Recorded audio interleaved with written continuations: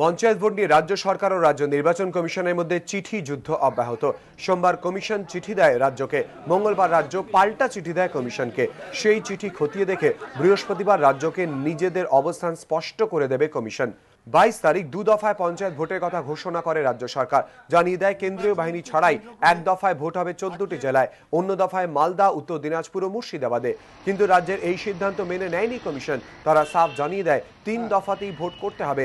কেন 3 দফায় তার যুক্তি ব্যাখ্যা করে রাজ্যকে 11 পাতার চিঠি দেয় কমিশন। কমিশনের চিঠিতে দেওয়া সব প্রস্তাবই মঙ্গলবার প্রথমে খারিজ করে দেন পঞ্চায়েত মন্ত্রী। জানিয়ে দেন তাদের ঘোষিত দিনেই হবে পঞ্চায়েত ভোট, 3 দফার প্রশ্নই নেই। সেই সঙ্গে কেন্দ্রীয় বাহিনী আনার কমিশনের প্রস্তাবও উড়িয়ে দেন পঞ্চায়েত মন্ত্রী। দু দফাই আমাদের বলা আছে, সেন্ট্রাল ফোর্সের প্রশ্ন ওঠে না। আমরা চেয়েছিলাম অফিসিয়ালি একদিনে ইলেকশন, আমরা পরিবর্তন করে তো 2 দিনে ইলেকশন করেছি। একই সঙ্গে জেলা বিন্যাস নিয়ে সরকার যে কিছুটা সুনরম করতে পারে তারও ইঙ্গিত দিয়ে রাখেন পঞ্চায়েত মন্ত্রী। আর এর কিছুক্ষণ বাদেই কমিশনের চাপের মুখে পিছু হটে পুরনো অবস্থান থেকে সরে আসে রাজ্য সরকার।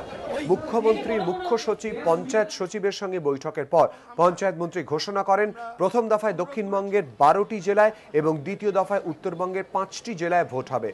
সব দিক খতিয়ে দেখে এই সিদ্ধান্ত গ্রহণ করা হয়েছে যে 2টো ফেজে ইলেকশন হবে, কিন্তু নর্থ বেঙ্গল, সাউথ বেঙ্গল এই মর্মে, অর্থাৎ মুর্শিদাবাদ অবধি যতগুলো জেলা সেটা ফার্স্ট ফেজে, সেকেন্ড ফেজে মালদা, দক্ষিণ দিনাজপুর, উত্তর দিনাজপুর, জলপাইগুড়ি, কুচবিহার।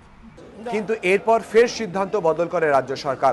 জানায় মুর্শিদাবাদে প্রথম দফায় ভোট হবে না, দ্বিতীয় দফায় উত্তরবঙ্গের জেলাগুলির সঙ্গে সেখানে ভোট হবে। রাজ্য সরকারের এই সিদ্ধান্তের প্রেক্ষিতে বৃহস্পতিবার নিজেদের অবস্থান স্পষ্ট করবে কমিশন। কমিশন রাজ্য সরকারের ঘোষিত জেলা বিন্যাসে আপত্তি তুলেছিল। কমিশনের অনড় মনোভাবের চাপে পড়ে নিজেদের অবস্থান বদলেছে রাজ্য সরকার। কিন্তু কমিশনের 3 দফায় কেন্দ্রীয় বাহিনী দিয়ে ভোটের প্রস্তাব এখনো তারা মেনে নেয়নি। এই পরিস্থিতিতে ফের কি রাজ্যের প্রস্তাব খারিজ করে দেবে রাজ্য নির্বাচন কমিশন, নাকি সংঘাত অব্যাহত রেখে নতুন সুপারিশ করবে? সবার নজর এখন সেদিকেই। এবিপি আনন্দ।